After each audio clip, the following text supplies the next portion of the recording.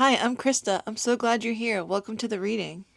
The very first thing that is coming in today is I'm hearing relax, take a breath. And so maybe we should all collectively take a breath right now together.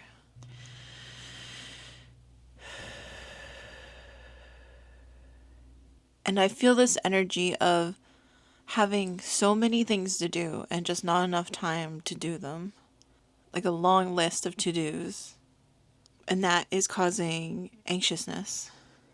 And this feeling of I don't have enough time to take a break. Like I have to keep pushing through. And the angels are just giving me this feeling of calm and slow and just one step at a time and breathe. And this may be for someone listening that you have finals, and that is one of the major things stressing you out right now are having to do these finals. And I'm hearing just remember that everything's going to be okay and that they're always with you.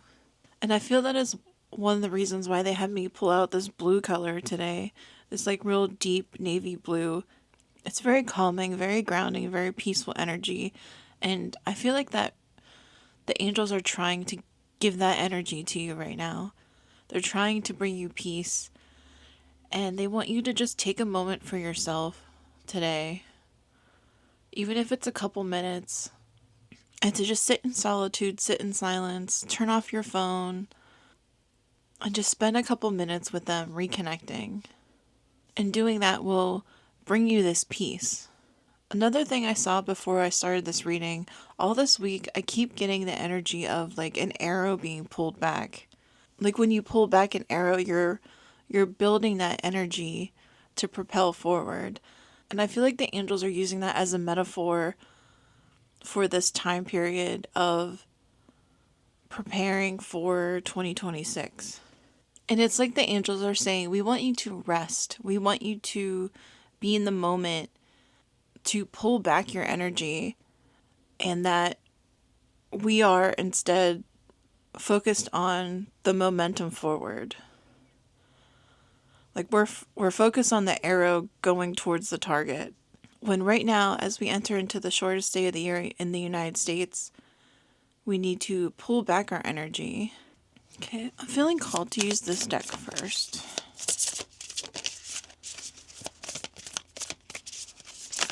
Oh, everything's... This one just came out in a crazy manner. Trust the seasons. Embracing change, cycles of life, transition, growth. And for me, this is the angels giving me confirmation about what I just said about the solstice coming up and it being the shortest day of the year. And how this person is sitting in meditation and they're connecting. And I feel that that is what your guides are asking you to do right now, to just pull back, to take a moment and connect. And what I'm noticing in this card is the person in this card looks kind of burdened, like in their face. But then represented behind them are like, it's to me, it's like they're connecting. And as they're connecting, they're going within themselves and reconnecting to that joy and divinity. And their face changes, their expressions changes, and they're feeling that joy. And if you found this reading today, maybe that is the message your angels want you to know. Like when you are feeling overburdened, when you are feeling overwhelmed because of things that are going on, because of that long to-do list, because of your finals, to breathe, to take a moment and just breathe in, breathe out, and connect back to yourself. And then you will find that joy within you. And the roses in the card connect me to that feminine energy. And the feminine energy is about letting go and letting things flow. And that could be a reminder for you to be more in that energy right now.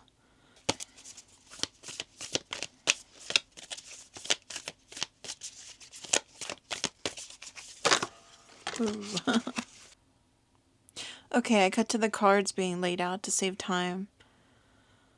But the cards that came out are Water Guardian, connect with your emotions, Spirit Fox, trust your talents in changing times, and High Priest, intend and create.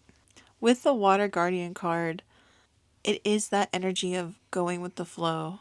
And your guides are showing me like a flood, and how a flood comes through and carries everything away.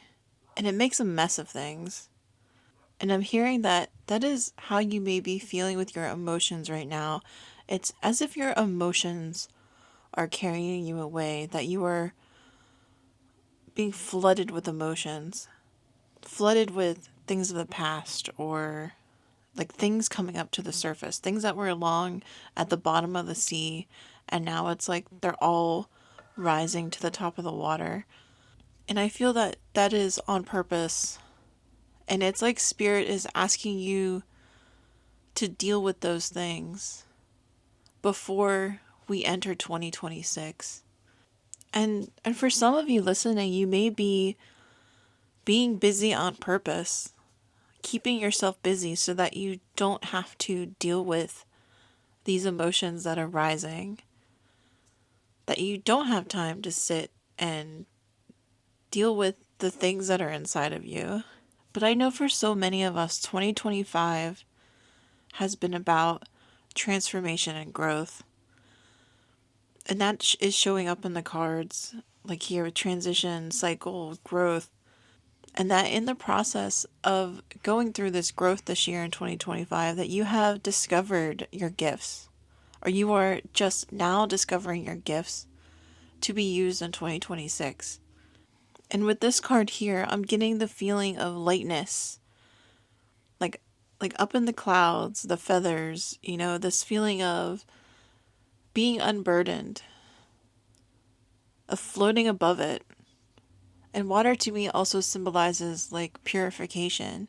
And I feel that that imagery of this flood coming in is you having purified your life in 2025, of going through this process of getting rid of things that no longer serve you, and stepping into this feeling of lightness because you've let go of those things that no longer serve you, and it's no longer weighing you down. And that when you step into 2026, you're ready to create and manifest. And having done all this work, that when you step into 2026, you'll be stepping in as this high priest, as a teacher, as a leader, someone that's been through it. And I am drawn to the Merkabah here in the card. And like tying it back to this, it's like, again, that what I mentioned about the pulling back the arrow. And it's like you're building this energy inside of yourself.